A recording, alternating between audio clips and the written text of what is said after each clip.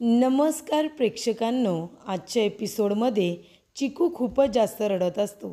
तेव्हा कावेरी त्याला शांत करण्याचा प्रयत्न करत असते. ती म्हणत असते, चिकू शांत राहा ना बाळा, का रडतोयस का तू? मी तुला उचलूनसुद्धा घेऊ शकत नाही. बघ ना, माझ्या दोन्ही हातांना लागले, जखम झाले. प्लीज बाळा शांत हो. तेव्हा इथे कावेरीचा जीव खूपच जास्त आता तुटत असतो. इथे चिकूला रडताना बघून चिकूवरती तिचा खूपच जास्त जीव आहे, अगदी आईप्रमाणे. त्यामुळे ती त्याला रडताना बघू शकत नाही. तेव्हा कावेरी म्हणते, चिकू बाळा शांत हो ना. काय झालं? तू इतका का रडतोयस? तुलासुद्धा तुझ्या आईवडिलांची आठवण येते का? तुझ्या आईवडिलांची आठवण तुला येतच असेल ना. मलासुद्धा माझ्या हापूसची आठवण येते. मलासुद्धा माझ्या बाबांची आठवण येते. तेव्हा इथे कावेरी म्हणत असते की तू तर इतका लहान आहेस, तुला तर तुझ्या आईवडिलांची आठवण येणारच. तर इथे प्रेक्षकांनो, कावेरीलासुद्धा तिच्या वडिलांची आठवण येत असते. मग आता चिकू तर इतका लहान आहे, किती दिवस झाले त्याचे आईवडील उदय आणि काऊ दोघेही त्याला दिसलेले नाही आहेत. तेव्हा इथे कावेरी चिकूचं मन जाणते आणि म्हणत असते की तुलासुद्धा तुझ्या आईवडिलांची आठवण येतच असेल की. आणि कावेरीला तिच्या वडिलांबरोबर घालवलेले ते सगळे क्षण आता आठवतात. तेव्हा इथे कावेरी तिचं आता शिक्षण पूर्ण झाल्यानंतर तिने इथे MBA केल्यानंतर ती आपल्या वडिलांकडे कोकणात परत आलेली असते. तेव्हा बऱ्याच दिवसानंतर ते दोघेजणं समुद्रावरती लहानपणी जसे ते कावेरीबरोबर खेळायचे तसे छान खेळायला आलेले असतात. तिच्याबरोबर मज्जा करतात. त्यानंतर दोघेही खेळून झाल्यानंतर इथे थकलेले असतात, बसतात. तेव्हा इथे कावेरीचे वडील म्हणतात की आपण इथे आता थोडा वेळ बसूया. तेव्हा इथे काका म्हणतात की तुला माहिती आहे का बाळा, तू गेली होतीस ना इथून, तेव्हा मला खूपच जास्त इकडे थोडे दिवस वाईट वाटलं.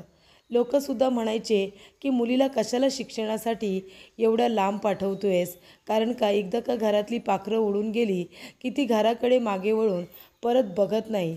खूप लोकांनी मला समजावलं, पण मी म्हणालो की नाही, माझ्या मुलीचं स्वप्न माझ्यासाठी सगळ्यात जास्त महत्त्वाचं आहे आणि म्हणून मी तुला MBAसाठी इथून पाठवलं. पण शिक्षण पूर्ण झाल्यानंतर तू इथे परत तुझ्या बापाकडे आलीसच. तेव्हा इथे कावेरी म्हणत असते की हापूस, अरे तुझ्याशिवाय मला आहे तरी कोण? शिक्षण पूर्ण झाल्यानंतर मला तुझ्याकडे यायचंच होतं आणि मी ते आलो. तेव्हा काका म्हणतात की बाळा, शिक्षणाचा तो आता उपयोग आहे ना, तो आपल्या गावकऱ्यांसाठी कर. पारिजाताची फुलं कशी उगवतात आपल्या अंगणात, पण पडतात मात्र दुसऱ्यांच्या अंगणात. तसंच तू तुझ्या शिक्षणाचा उपयोग आपल्या गावकऱ्यांच्या भल्यासाठी कर. तेव्हा ती म्हणते, हो बाबा, तुम्ही म्हणाल तसंच मी करणार आहे. तेव्हा ती दोघेजणं लहानपणी जसा खेळ खेळायचे तसा खेळ खेळतात. इथे ते आपल्या वडिलांच्या पावलावरती पाऊल आता टाकत असते आणि आपल्या वडिलांकडे ती जात असते. तेव्हा ते म्हणत असतात की बाळा, अगं समुद्राच्या किनारी सगळ्यांचीच पावलं उमटतात, पण इथे लाट आल्यानंतर ते निघूनसुद्धा जातात. आता आपल्याला ठरवायचं असतं की आपलं पाऊल जमिनीमध्ये म्हणजे त्या वाळूमध्ये किती खोलवरती उमटवायचं आहे, म्हणजे जेवढी लाट येणार ना तेवढं ते पाऊल तेवढं तिथे रुतलेलं दिसणार. म्हणून तू तुझं नाव असं कमवून ठेव की तू इथे जरी नसशील किंवा मी नसेल तरीसुद्धा तुझं पाऊल सातत्याने उमटलेलं दिसलं पाहिजे, अशी इथे काकांची शिकवण असते. आणि त्या पद्धतीने कावेरीला ते सगळं आठवत असतं आणि मग ते दोघेजणं एकमेकांना मिठी मारतात. त्या सगळ्या आठवणी आता कावेरीला आठवत असतात. तर अशा पद्धतीने इथे आता काकाने कावेरीला संस्कार दिलेले असतात की गावकऱ्यांच्या भल्याचा विचार करायचा. तर इथे मा शांतपणे बसलेली असते. तेव्हा तिथे यमुना येते आणि म्हणत असते की मा, मला माहिती आहे तुझ्या मनामध्ये आता काय चाललं आहे ते. आपल्या यशने सगळ्यांसमोर त्या मुलीची बाजू घेतली, बरोबर ना, तिला पाठीशी घातलं, म्हणून तुला वाईट वाटतंय ना. तेव्हा इथे मा म्हणत असते, कसं आहे ना यमुना, आपला यश आहे ना मुळातच खूप चांगला मुलगा आहे गं. त्याला कधीच कुणाचं ना दुःख बघवत नाही. तो सगळ्यांना माया लावत असतो. त्याच्यावरती संस्कारच असे झालेत ना, तो खूपच जास्त मायाळू आहे, साधा भोळा आहे. पटकन लोकांवरती विश्वास ठेवतो आणि त्यांची बाजू घेत असतो. पण मला राग येतो ते त्या मुलीचा. मला ती मुलगी अजिबात आवडत नाही. ती मुलगी आहे ना एवढी धीट आणि एवढी उद्धट कशी आहे ना, हेच मला कळत नाही. तिला जे हवं आहे ना तेच ती करते. तर इथे कावेरी म्हणते की चिकू बाळा तू 2 मिनटं इथे बसा, मी तुझ्यासाठी दूध घेऊन येते. त्यानंतर ती रूममधून गेल्यानंतर इथे यश लगेच येतो. यश बघतो तर चिकू एकटाच रूममध्ये असतो. तेव्हा तो म्हणतो, चिकू बाळा तू एकटाच आहेस का रूममध्ये? चल काकासोबत काकाच्या रूममध्ये चल. असं म्हणून इथे यश चिकूला घेऊन आपल्या रूममध्ये निघून जातो. तेव्हा इथे आता म्हणत असते की यमुना, ज्या वेळेला त्या मुलीने माझ्या उदयबरोबर लग्न केलं ना, त्याच वेळेला माझा उदय माझ्यापासून लांब झाला. तेव्हा त्या मुलीने ज्या पद्धतीने आपल्या घराचे वासे फिरवले होते, त्या पद्धतीने ती आतासुद्धा आपल्या घराचे वासे फिरवते की काय असं वाटतंय मला. इतका उद्धटपणा, इतका हट्टीपणा तिच्यामध्ये कुठून आलाय ना, मला काही कळत नाही. ती काय माझ्या घराचे वासे आता फिरवेल? चिकू आहे म्हणून, नाहीतर तिला या घरामध्ये मी राहूसुद्धा दिलं नसतं. पण तिला माहिती नाही आहे की या घरामध्ये कोण आहे ते. मी आहे ना, मी इथे ठाम बसली आहे कशाला? खमकी आहे मी माझं घर सांभाळायला. आता त्या मुलीला मी माझं घर तोडू देणार नाही आहे, असं म्हणत असतात. तेव्हा इथे यमुना सगळं बोलणं ऐकते आणि म्हणते की बरं झालं यशसारखं या माचं मन काही विरघळलेलं नाही आहे त्या कावेरीसाठी. त्यानंतर प्रेक्षकांनो, चिकूला यश आपल्या रूममध्ये घेऊन आलेला असतो, पण चिकू खूपच जास्त रडत असतो. तेव्हा इथे यश म्हणतो की चिकू बाळा रे रडतोयस कशाला? हे बघ शांत हो, शांत हो. काका खेळतोय ना तुझ्याबरोबर, हे बघ काका खेळतोय. तरीसुद्धा चिकू काही गप्प बसत नसतो. तेव्हा यश म्हणत असतो की अच्छा, म्हणजे चिकू तू काही गप्प बसणार नाही आहेस ना, पण तुझा हा काका आहे ना, तो सुद्धा काही कमी नाही आहे. तुला शांत केल्याशिवाय मी काही आता गप्प बसणार नाही. हे बघ मी तुला आता शांत करणारच. आणि तो त्याला इथे डान्स करून दाखवत असतो, गाणं म्हणून दाखवत असतो की असावा सुंदर चॉकलेटचा बंगला, चंदेरी सोनेरी चमचमता चांगला. हे सगळी गाणी वगैरे तो म्हणत असतो आणि तो इथे चिकूला रडायचं आता गप्प करत असतो. पण कावेरी तोपर्यंत दुधाची बाटली घेऊन आता रूममध्ये आलेली असते. कावेरी म्हणत असते की चिकू कुठे गेला? चिकू चिकू रूममध्ये नाही आहे, चिकू कुठे गेला? आणि ती खूपच जास्त घाबरते, कारण ज्या पद्धतीने धमकीची चिठ्ठी आलेली असते त्याच्यामध्ये लिहिलेलं असतं की तुझ्या मुलाचं काही खरं नाही आहे, तुझ्या बाळाचं काही खरं नाही आहे. तेव्हापासून इथे खूपच जास्त कावेरी घाबरत असते आणि ती आता ओरडत ओरडत बाहेर येते. चिकू चिकू अशी ती जोरात ओरडत बाहेर येते आणि इकडे तिकडे चिकूला शोधत असताना इथे आता यशला आवाज जातो आणि यश चिकूला घेऊन बाहेर येतो आणि म्हणत असतो की हे बघा चिकू माझ्याकडे आहे, शांत व्हा. तेव्हा इथे कावेरी मागे वळून बघते आणि चिकूकडे धावत पळत येते आणि आपल्या हाताला दुखापत झालेली असते, तरीसुद्धा लगेच इथे यशकडून ती चिकूला आपल्या जवळ घेते आणि म्हणत असते की चिकूला तुम्ही घेतलं होतं, तुम्हाला सांगता येत नाही का तुम्ही चिकूला घेतलं आहे ते? मी किती घाबरले होते. तेव्हा यश म्हणतो हे बघा तुम्ही इतके पॅनिक कशाला होत आहे? चिकू रूममध्ये एकटाच होता, तो एकटा होता म्हणून मी त्याला माझ्या रूममध्ये घेऊन गेलो. त्याच्यामध्ये एवढं टेन्शन येण्यासारखं काय झालं? तेव्हा कावेरी म्हणते हे बघा तुम्ही एक गोष्ट लक्षात ठेवा, मला न विचारता चिकूला कधीही घ्यायचं नाही, कळलं तुम्हाला? जेव्हा जेव्हा चिकूला घ्याल तेव्हा मला विचारून घ्या. मला टेन्शन येतं चिकू माझ्यापासून दूर झाला तर, कळलं का तुम्हाला? तेव्हा इथे यश म्हणतो बरं ठीक आहे, पण तुम्ही काय एवढं रागवलात? काय झालं? तुम्ही एवढं घाबरलात का? काय कारण आहे ते सांगा ना. तेव्हा कावेरी म्हणते कारण काही नाही आहे, फक्त त्याला घेताना मला सांगून जात जा, कारण मला माहिती नसतं.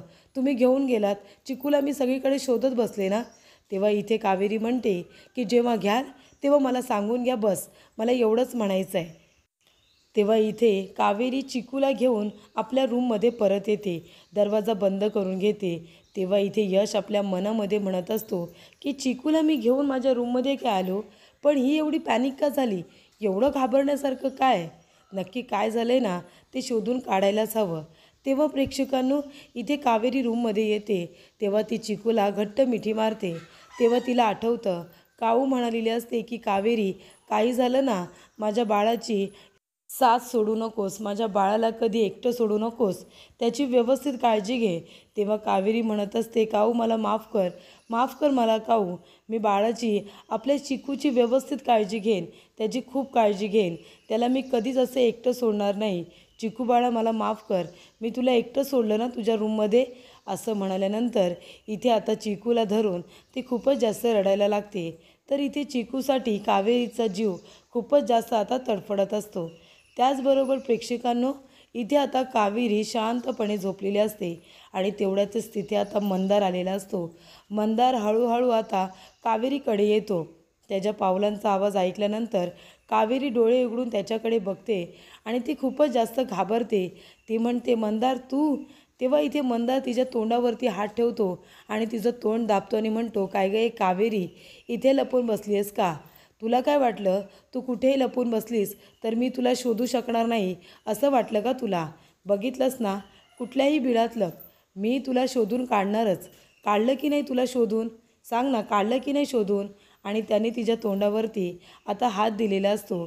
तेव्हा तो म्हणत असतो की आता एक गपचूप काम करायचं, एक काम करायचं, ह्या प्रॉपर्टीच्या पेपरवरती आहे ना सह्या करायच्या आणि ही संपूर्ण प्रॉपर्टी माझ्या नावाने करायची. तेव्हा कावेरी म्हणते, मंदार मी नाही सही करणार या पेपरवरती, कारण ही जमीन आहे ना तुझी नाही आहे, ही जमीन गावकऱ्यांची आहे, गावकऱ्यांची. मी तुला ही जमीन कधीच देणार नाही, कळलं का तुला? तेव्हा मंदार म्हणतोय, कावेरी तू अशी ऐकणार नाही आहेस ना, तुला ही जमीन माझ्या नावावरती करायची आहे की नाही ते सांग. तेव्हा कावेरी म्हणते, काही जरी झालं ना तरीसुद्धा ही जमीन मी तुझ्या नावाने कधीच करणार नाही, तू वाटोळं करशील त्या जमिनीचं. तेव्हा इथे आता मंदार म्हणत असतो की ठीक आहे, तुला नाही करायची आहे ना सही, आता बघ मी काय करतो ते. तेव्हा मंदार इथे खिशातून चाकू काढतो आणि तो आता कावेरीवरती इथे हल्ला करतो. कावेरीला चाकू मारायला जाणार तेवढ्यातच कावेरी आता बाजूला पडते. त्यानंतरला ती म्हणत असते की मंदार मला मारू नको, मंदार मला मारू नको मंदार, आणि ती खाली जमिनीवरती कोसळलेली असते. तेव्हा इथे यश येतो. यश पाणी आणायला जात असतो. त्याला कावेरीच्या ओरडण्याचा आवाज ऐकू येतो, म्हणून तो आता रूममध्ये येऊन बघतो तर काय, कावेरी इथे जमिनीवरती खाली पडलेली असते आणि तेवढ्यातच तिथे आता यश येतो, तिचा हात पकडतो आणि तिला उठवतो. तेव्हा ती लगेच घाईघाईने इथे आता त्याला मिठी मारते, यशला मिठी मारते आणि म्हणते, मंदार मला मारू नको, मंदार मला मारू नको. तेव्हा इथे आता यश शांतपणे बसतो, तिचं बोलणं ऐकून घेत असतो. तेव्हा कावेरी हळूच आता डोळे उघडून बघते तर काय, तिथे यश असतो. तेव्हा ती लगेचच यशला सोडून देते. तेव्हा इथे यशसुद्धा तिला विचारतो की काय झालं, तुम्ही एवढं घाबरलत का? तुम्ही वाईट स्वप्न बघितलं का? तेव्हा कावेरी म्हणते, हो मी स्वप्न बघितलं असेल. तेव्हा तुम्ही इथे काय करताय? तेव्हा यश म्हणतो की मी पाणी आणायला जात होतो, तुमच्या ओरडण्याचा आवाज ऐकू आला म्हणून मी इथे आलो. पण काय झालं, हा मंदार कोण आहे? तेव्हा इथे कावेरी म्हणते, मंदार? कोण मंदार?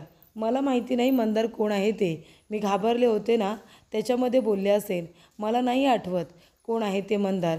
तेव्हा इथे यश म्हणतो, बरं ठीक आहे, तुम्ही वाईट स्वप्न बघितलं असेल, काही हरकत नाही. तो तिथे आता पाण्याचा तांब्या असतो, त्यातून आता पाणी घेतो आणि तिला म्हणतो की हे घ्या, पाणी प्या, म्हणजे तुम्हाला शांत झोप लागेल, तुम्हाला बरं वाटेल. तेव्हा इथे कावेरी आता बघत असते, यश खूपच जास्त चांगला असतो, तो तिच्याबरोबर व्यवस्थित वागत असतो. जरीसुद्धा त्याला तिच्यावरती संशय आहे तरीसुद्धा तो तिच्याबरोबर नीटच वागत असतो. तेव्हा इथे कावेरी पाणी घेते आणि पाणी इथे घाबरल्यासारखं पित असते. तेव्हा यश तिच्याकडे बघत असतो आणि तो म्हणत असतो की नक्कीच काहीतरी गडबड आहे, यांनी इतकं वाईट स्वप्न बघितलं की कुणीतरी त्यांना मारतं आहे.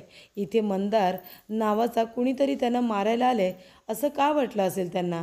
हा मंदार आहे तरी कोण? यांचा गावचा कोणीतरी असेल का? तिथे गेल्यानंतरच मला आता काय ते सगळा सोक्षमोक्ष लावता येईल.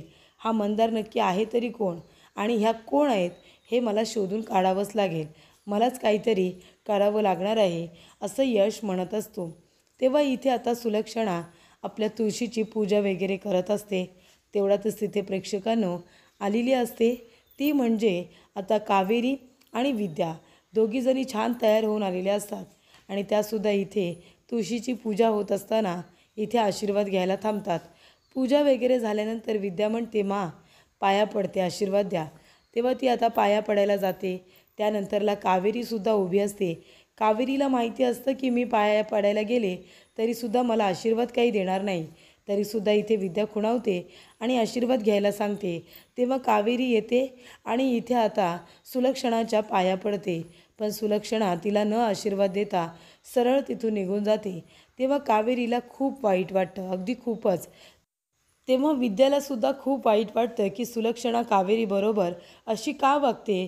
तेव्हा इथे विद्या कॅमेऱ्याला आपल्या जवळ बोलावते आणि म्हणत असते की बघितलंत ना, ह्या आमच्या मा आहेत. मा तशा खूप चांगल्या आहेत, पण कावेरी वहिनीबरोबर त्यांचा 36चा आकडा काय आहे ना, ते आम्हालासुद्धा कळत नाही आहे. कावेरी वहिनींचा त्या इतका राग का करतात. काल बिचाऱ्या कावेरी वहिनींना न काही खाता पिता एवढे गहू दळायला सांगितले होते आणि त्यांनी ते गहू दळलेसुद्धा अर्धे. त्यानंतरला कळलं की त्यांनी पेंट चोरलेलंच नव्हतं. त्यांनी पेंडेंट चोरलेलंच नव्हतं असं कळल्यानंतर तरीसुद्धा कावेरी वहिनींच्या तोंडातून एक शब्दसुद्धा आला नाही. त्या बिचाऱ्या काहीच बोलल्या नाही. बोलल्या असत्या तर काय, घरामध्ये तमाशा. यांचं म्हणजे असं असतं ना की इथे चव्हाट्यापर्यंत आणायचं आणि काही नको बोलू असं म्हणायचं. असं कुठे असतं का. त्यानंतर इकडे आता काका येतात. काका आल्यानंतर विद्या जाते. तीसुद्धा काकांचा आशीर्वाद घेते. कावेरीसुद्धा काकांचा आशीर्वाद घेते. तेव्हा इकडे आता काका म्हणत असतात की सुखी राहा असा आशीर्वाद दिल्यानंतर कावेरीला आपल्या वडिलांची आठवण येते. तिच्या डोळ्यात पाणी येतं. तेव्हा काका म्हणतात काय झालं सुनबाई. तेव्हा इथे कावेरी म्हणत असते काही नाही, माझ्या बाबांची आठवण आली. मी जेव्हा त्यांचा आशीर्वाद घ्यायचे तेव्हा ते मला असाच आशीर्वाद द्यायचे. त्यांचीच पटकन मला आठवण आली. तेव्हा इथे आता कावेरी इमोशनल झालेली असते. विद्याही इमोशनल होते. तेवढ्यातच तिथे यमुना येते. यमुना म्हणते अच्छा, म्हणजे आता तुला तुझ्या वडिलांची आठवण आली ना, पण आता ही आठवण काढलीस ना ती शेवटची. पुन्हा आता सारखी सारखी तुझ्या वडिलांची आठवण आमच्या इथे काढायची नाही हा. मी आत्ताच सांगून ठेवते, माझ्या वडिलांची जी काही अवस्था आहे ना ती तुझ्या वडिलांनीच केली आहे. त्याच्यामुळे आता पुन्हा तुझ्या वडिलांची आठवण या घरामध्ये काढायची नाही. इथे माझ्या वडिलांचा त्यांनी ॲक्सिडेंट केला आणि तेव्हापासून माझ्या वडिलांचा पाय हा दुखतो आहे. कळलं तुला. तेव्हा इथे आता काका म्हणत असतात यमुना अगं शांत हो ना. एकदा बोलायला सुरुवात केलीस की चुचुंदरीसारखं तुला हवं तेवढं बोलायलाच हवं का. तू कधी कधी काय बोलतेस ना, माणसाला किती हर्ट करतेस ते तुलासुद्धा कळत नाही. शांत हो ना. आणि तसंही तिच्या वडिलांची काही चूक नव्हती. त्यांनी काही मुद्दामून केलं नव्हतं. माझा ॲक्सिडेंट झाला होता तेव्हा त्यालासुद्धा मार बसलाच होता ना. मग त्यांना एकट्याला दोष का देतेस तू. जे काही झालं होतं ते चुकून झालं होतं. कोणी मुद्दामून केलं नव्हतं. त्यानंतर इथे बोलणं सुरूच असतं. तेव्हा यश तिथे येतो. यश म्हणत असतो की बाबा आत्ताच माझं पॉलिसी एजंट असतात ना त्यांच्याशी बोलणं झालं. आपल्या सगळ्यांच्या पॉलिसी तर आहेतच, पण मी काय म्हणत होतो बाबा, आपण आपल्या चिकूसाठीसुद्धा पॉलिसी काढली पाहिजे ना. मी काय म्हणतो चाइल्ड बॉन्ड तयार करायला हवा. तेव्हा इकडे काका म्हणतात की अरे वा, मग एक काम कर ना तू तू आपल्या एजंटबरोबर बोलून घे आणि आपल्या चिकूचीसुद्धा पॉलिसी काढ. ते चाइल्ड बॉन्ड आहे ना ते 1 कोटी रुपयाचं काढलं तर चालेल ना. तेव्हा इकडे आता यमुना आणि पौर्णिमा दोघींनासुद्धा धक्का बसतो. बाकीचे सगळेजण खुशच होतात. तेव्हा यश म्हणतो की ठीक आहे, आपण 1 कोटीचा चाइल्ड बॉन्ड तयार करूया. काय मंडळी चालेल ना. तेव्हा सुलक्षणा म्हणते की हे बघा, तुम्हाला जे योग्य वाटेल ना ते तुम्ही करा, माझी काही हरकत नाही आहे. तेव्हा इकडे काका म्हणतात की ठीक आहे यश, तू 1 कोटीचा चाइल्ड बॉन्ड तयार करायला घे. जी काही प्रोसेस आहे ती करून घे. तेव्हा यश म्हणत असतो की बाबा ते सगळं मी करेनच, फक्त एक छोटासा प्रॉब्लेम आहे. आपल्या चिकूचं आपल्याला बर्थ सर्टिफिकेट लागणार आहे. तुमच्याकडे असेलच ना. तेव्हा इथे कावेरी आता गप्पच बसते. तेव्हा काका म्हणतात कावेरी बाळा तुझ्याकडे असेल ना चिकूचं बर्थ सर्टिफिकेट. तेव्हा कावेरी म्हणते नाही, माझ्याकडे तर नाही आहे चिकूचं बर्थ सर्टिफिकेट. तेव्हा इथे यश म्हणतो नाही काही हरकत नाही, तुमच्या गावच्या घरी तर असेल ना, तुमच्या गावच्या घरी आपण जाऊया. तिथे जर नसेल ना तर ग्रामपंचायतमधून आपल्याला नवीन इथे बर्थ सर्टिफिकेट काढून घ्यावं लागेल. ते आपण करून घेऊच, चालेल ना. त्यासाठी आपल्याला तुमच्या गावी जावं लागेल. तेव्हा यश म्हणतो मा चालेल ना, यांच्या गावी जावं लागेल चिकूचं बर्थ सर्टिफिकेट आणायला. तेव्हा इथे सुलक्षणा म्हणते हो चालेल ना. तेव्हा इथे यश आपल्या मनात म्हणतो की चला आता यांचं सत्य जाणून घ्यायचं असेल तर यांच्या गावी जावंच लागेल. त्यानंतर प्रेक्षकांनो इकडे आता कावेरी म्हणत असते की जर मी गावी गेले तर खूप मोठा प्रॉब्लेम होऊ शकतो. त्यानंतर प्रेक्षकांनो पुढील भागामध्ये कावेरी जात असताना चिकूसाठी तिचा जीव मागे येत असतो. तेव्हा सुलक्षणा म्हणते चिकू माझ्या उदयचा मुलगा आहे, आम्ही त्याची अगदी व्यवस्थित काळजी घेऊ, तू जा. तेव्हा इथे कावेरी जात असते, पण मागे वळून ती चिकूकडे पुन्हा पुन्हा बघत असते. तेव्हा इकडे आता सुलक्षणाला कळतं की हिचा जीव चिकूसाठी खूपच जास्त मागे येतोय म्हणून. जेव्हा इथे गावी जातात तेव्हा इथे आता पालखी जात असते आणि पालखीचा आशीर्वाद घेत असताना इकडे आता एका थालीला हात लागतो आणि सगळं इथे गुलाल कावेरीच्या अंगावरती सांडतो. तेव्हा कावेरीचा चेहरा इथे दिगंबर आणि मंदार दोघेही बघतात. कावेरी खूप घाबरते. तिला वाटतं की आता मला हे ओळखतायत की काय, पण नाही. ती उभी असते आणि त्यावेळेला तिथे मंदार आणि दिगंबर येऊन तिच्याकडेच आता बघत उभे राहिलेले असतात आणि तेव्हा मात्र कावेरी घाबरलेली असते.